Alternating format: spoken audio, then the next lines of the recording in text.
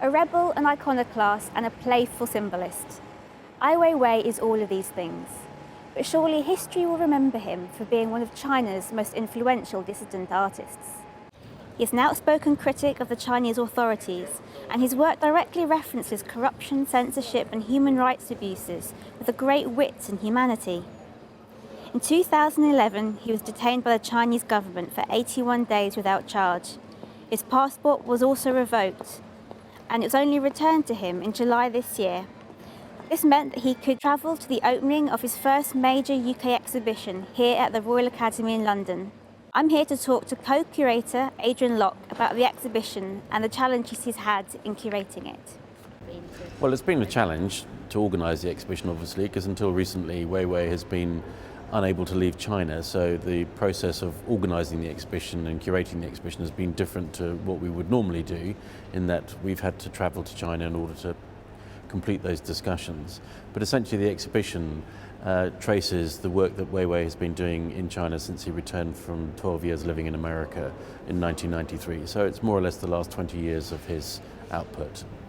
And how have you arranged that in a space as vast as the Royal Academy galleries? Well, we have about 2,000 square metres plus the courtyard outside. In the courtyard we've put this wonderful group of 8 trees, and in the galleries themselves we've sort of ordered it. You can't really say it's chronological, but it is kind of a mixture of chronology and also the study of different materials that he uses.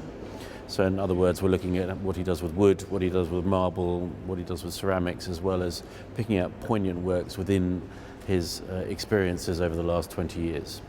Weiwei wanted to produce new works for the space. He is an architect, he has a great understanding of space and volume, and has been able to kind of tailor the works, the site-specific works, to our spaces with kind of consummate ease, really. Amazing ability to just visualize the space and find the right work from his collection to put into that space. And I noticed as I was coming up the stairs, the entrance of the gallery, there's a surveillance camera on the side there, and that's quite characteristic, isn't it, of Ai, of putting things not necessarily where you'd expect them to be. With works like that, do you think that there is, I mean, because this is in London, of course, and it's one of the most heavily watched cities in the world, you've got the more cameras here than any other city, I think, in Europe. Do you think we have something to learn ourselves from Ai's work?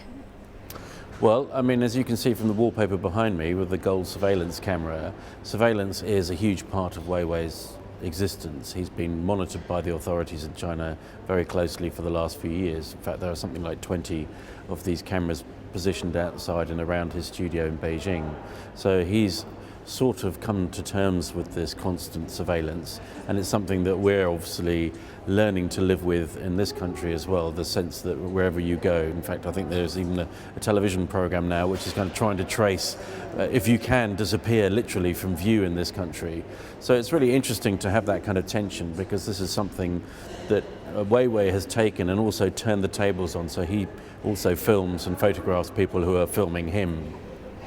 And this room in particular, it seems like you mentioned the wallpaper, all about surveillance. Can you tell us a little bit about the metal boxes in this room? Certainly, yeah. We have 6 metal boxes in this room, and they are half-size scale reproductions of the space in which he was kept for 81 days in 2011 when he was arrested and secretly detained. So he was taken from the airport in Beijing and taken to a destination which was kept secret. He was blindfolded, no one knew where he was, and he was kept in this room which he's reproduced here on this scale model. So there are 6 different scenes from that experience: him eating, him sleeping, him showering, him using the toilet, him being interrogated, and you get a real sense of the kind of claustrophobic atmosphere that he experienced, because not only was he kept in this small padded room which had artificial light 24 hours a day and was only ventilated by a fan, but he was also under watchful eye of 2 guards who were never more than 2 feet away from him